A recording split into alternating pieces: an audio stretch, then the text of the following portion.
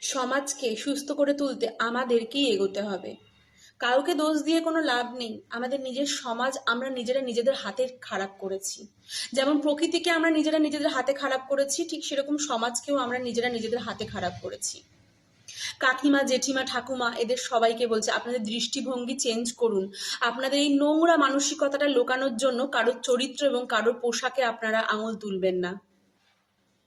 আর যারা মনে মনে ভেবে রেখে দিয়েছেন যে আমি ছেলে সন্তান জন্ম দিয়েছি, আমার বাড়িতে আর কার কি হবে, তাই বলে রাখছি বারবার, আমি প্রত্যেকটা ভিডিওতে একটাই কথা বলছি, ধর্ষকরা আর অপরাধীরা কিন্তু বয়স আর জায়গা দেখে আসেন না।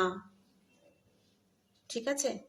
নিজেকে যদি আপনি মনে করেন যে হ্যাঁ আপনি সুস্থ রয়েছেন, আপনি ঠিক থাকবেন, মনে রাখবেন আপনার পরিবারে কিন্তু আপনি একাই মেয়ে না, আরো অনেকে আছে, আর আপনি নিজেও আছেন। নিজের জন্য লড়াই করুন। আজকে